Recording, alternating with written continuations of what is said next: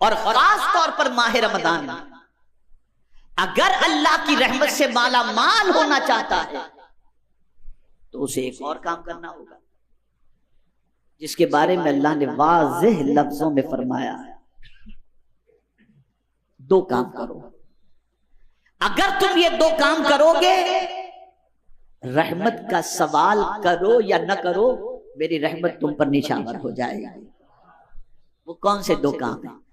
अतीउल्लाह व अतीउर रसूल लअल्लकुम तुरहमून। अल्लाह की इताअत करो और उसके रसूल सल्लल्लाहु अलैहि वसल्लम की इताअत करो ताकि रहम किए जाओ, तुम पर रहम करम की बारिशें नाजिल हो।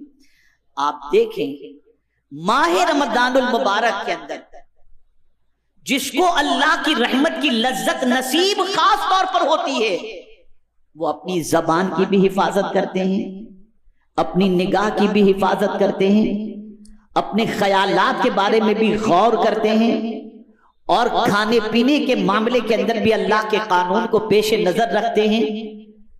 हर एतबार से अल्लाह अज़्ज़ व जल और उसके रसूल सल्लल्लाहु अलैहि वसल्लम की इताअत को पेश नजर रखते हैं।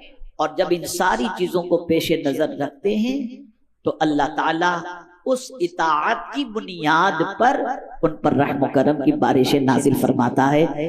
अब इसको आप समझें, अगर मैं कहूंगा तो आपके रोंगटे खड़े हो जाएंगे। कैसी रहमत ये फरमाया गया है, शाहरुन अव्वलु रहमतु, कैसी रहमत आपको बताऊं।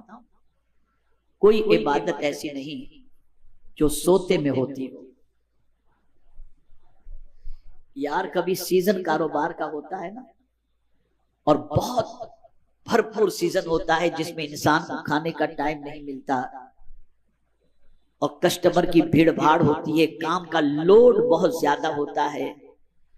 तो आदमी अगर भूखा रहे ना तो उसके मुंह से बू आने लगती है, तो फिर वो चिंगम निकालता है, खाता है, लौंग लेता है मुंह में डालता है, इलायची लेता है मुंह में डालता है कि मेरी बदबू से सामने वाले को परेशानी ना हो। और मुंह की बू किसी को अच्छी नहीं लगती, लेकिन अल्लाह अकबर, मेरे करीब की रहमत देखो। रोजेदार का भी मामला यह है कि सुबह सादिक से लेकर गुरूब आफताब तक वो भूखा और प्यासा है, उसके भी मुंह से बू आती है। लेकिन ये बू इंसान पसंद करे या न करे, लेकिन अल्लाह के नजदीक इस बू की क्या अहमियत है? तो हुजूर सल्लल्लाहु अलैहि वसल्लम फरमाते हैं, रोजेदार के मुंह की बू अल्लाह को मुश्क से ज्यादा पसंद। और इसी के साथ साथ रोजेदार सोया भी रहता है। अल्लाह की रहमत देखिए, रोजेदार सोया भी रहता है, तब भी उसके नाम अमाल में नेकियां लिखी जाती हैं। और एक बड़ी पते की बात बताऊंगा, आपका ईमान ताजा होगा। रोज आप सुबह करते हैं, मैं भी सुबह करता हूं। पता नहीं हम सबकी सुबह किस तरीके की होती है, लेकिन ऐ माह रमजान तेरी अजमतों पर कुर्बान कि हम सब की सुबह माह रमजान की अल्लाह की बंदगी के साथ होती है। हम उठते ही सहरी की फिक्र, फज्र की फिक्र, तहज्जुद की फिक्र, इस्तिगफार की फिक्र, दुरूद शरीफ की फिक्र, तौबा की फिक्र, दुआ की फिक्र, इस फिक्र के साथ सुबह करते हैं। किसी और महीने में ये फिक्र हमारी नहीं होती और न इस तरीके से हमारी सुबह होती है। ये माह रमजान है कि जिसमें ये फिक्र के साथ और इस तरीके से हम अपनी सुबह का आगाज करते हुए नजर आते हैं।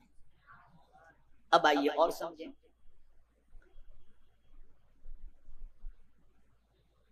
इस माह मुबारक के पहले अशरे में खास तौर पर एक दुआ करनी चाहिए, और वो दुआ कौन सी है?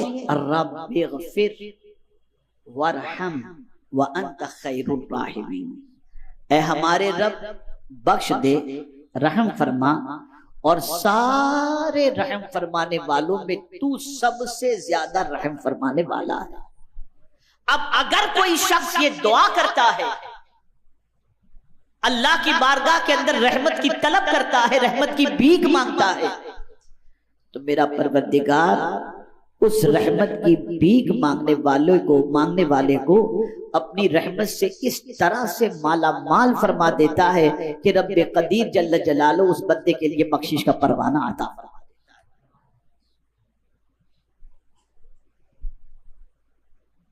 तो ये दुआ इसे खास तौर पर ध्यान में रखें। अब जो बात अर्ज करने जा रहा हूं, ये हमारे नौजवान साथियों के लिए बहुत जरूरी है। बहुत सारे माँ बाप ज़ईफ होते हैं और ज़ईफ होने के बाद किसी को पैरालिसिस का अटैक आ गया, किसी के हार्ट का प्रॉब्लम हो गया, किसी की शुगर तेज हो गई, किसी का खाना पीना बंद हो गया। बहुत गौर से सुनिएगा जो मैं बात अर्ज करने जा रहा हूं, जिंदगी भर याद रखिएगा इसको, और इसे आपने भुला दिया तो बहुत नुकसान करेंगे आप। बहुत सारे माँ बाप की ये पोजीशन होती है। कभी कभी वो बिस्तर पर तड़प रहे होते हैं, उनको नहलाना पड़ता है, उनको सफाई उनकी करनी पड़ती है, हाथ से खिलाना पड़ता है, लेकिन ये करते करते करते बच्चा थक जाता है। तवज्जो चाहूंगा, और ये आप दुनिया में देखेंगे कैसा होता है। बच्चा थक जाता है और थक करके आकर दुआ कराने भी किसी के पास पहुंचता है तो ये कहता है अब मेरे वालिद की हालत मुझसे देखी नहीं जाती, आप दुआ कर दें कि बस अल्लाह ताला अब इनको ईमान पर उठा ले। बताइए होता है या नहीं होता? जवाब दें आप, होता है?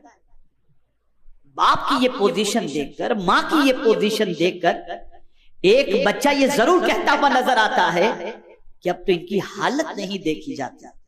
वो हालत का बहाना बनाता है, हो सकता है सही भी हो कि न देखी जा रही हो, लेकिन ये थक करके ये जरूर कहता है कि मेरे माँ बाप की या माँ की ये कैफियत नहीं देखी जाती, आप दुआ करें कि बस अल्लाह ताला ईमान पर खातिमा फरमाए।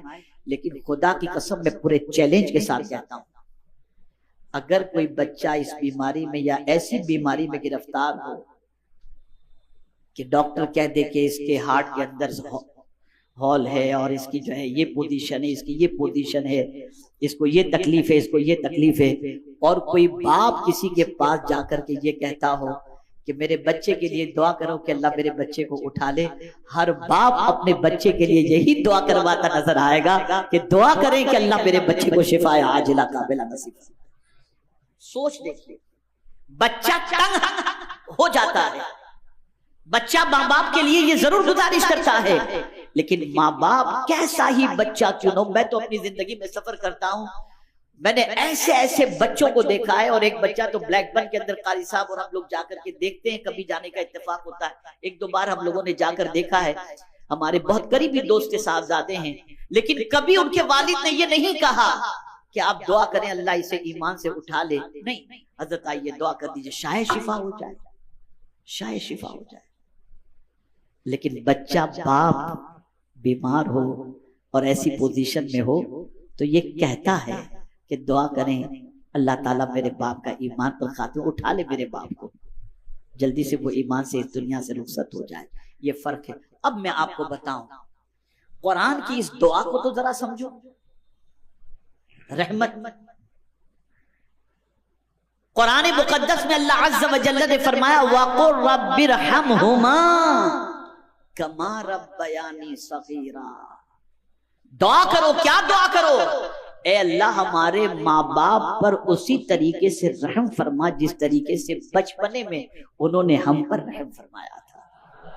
और ये सुन लो, जो बंदा अपने माँ बाप के लिए मेहरबानी की दुआ करे, रहमत की दुआ करे, अल्लाह उस बंदे पर रहमतों की बारिशें नाजिल फरमाता।